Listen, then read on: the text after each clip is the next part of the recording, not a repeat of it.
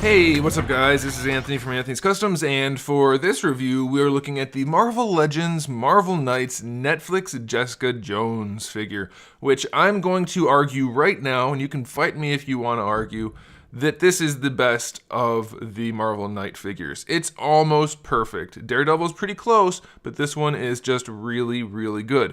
There are some flaws though that we need to talk about, so let's go ahead and get this figure off the stand so we can take a closer look. This one stands just over 16 centimeters, which makes her just about 6 1/4 inches, right around there. There's, a little bit of leeway depending on how you have it posed. And this figure does use a lot of reused parts, but we have some new ones as well, so that's pretty cool. And the reused parts are appropriate for the figure, and I'm sure they were made with the intention of using it for this figure, at least to some extent, so that's really good. As far as the paint goes, they did paint the zippers and buttons and everything you need on the jacket, so that's really nice. They painted the hands fairly effectively. I mean, it looks pretty good. Not perfect, but they won't ever be at this scale at price point, so that's okay. And then the face. They did that same kind of dot matrix tampography for the face, and it looks fantastic. The sculpt isn't 100% perfect, but it is pretty damn close. I mean, that is clearly who it's supposed to be, and they did a really good job. The hair doesn't have any shading, mostly because it's black, but they probably could have done a little bit of some kind of shading in there, but that's okay, it doesn't really need it. And then for the pants, they did paint the button on the front of her pants, and they did some dry brushing throughout the legs. Now here's the interesting thing. It's not actually dry brushing. If you look close enough, I don't know if you'll be able to tell with this camera being able to zoom in up close. Yeah, maybe you can see that. It's actually dot matrix. So why they use dot matrix painting for dry brush, I don't know. That's very odd, but it doesn't look bad. As long as you don't get too close, it's okay. And it's uniform enough, so I'm going to give it to them. So aesthetically speaking, this figure is just about as good as it can get. Doesn't come with any accessories, so that is a bit of a bummer, but she doesn't really need any, other than maybe some interchangeable hands, I guess. So that's okay. As far as articulation goes, you're not going to be able to move the head that much because she has a lot of hair. So it won't lean back too far, but it is on a hinge, and you can lean it forward a little bit, but the hair will get in the way again, and you're going to just probably be able to rotate it around, which works pretty well.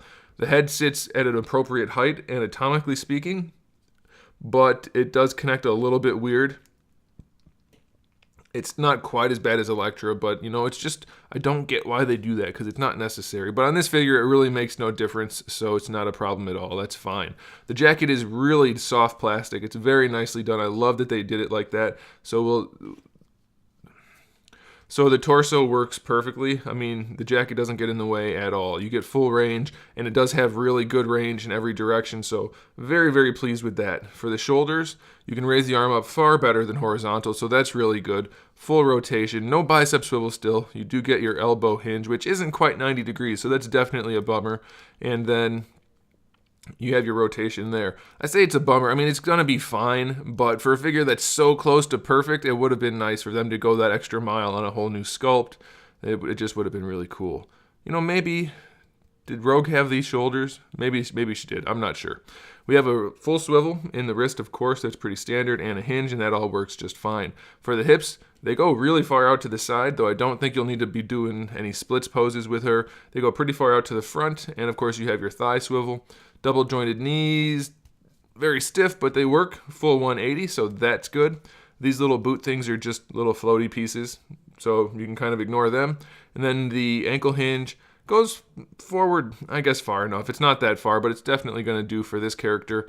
And then her feet go pretty much all the way back. And you get your ankle rocker, and you can just push that down in place. So, yeah, this figure is almost flawless in terms of Marvel Legends. Obviously, it could be better.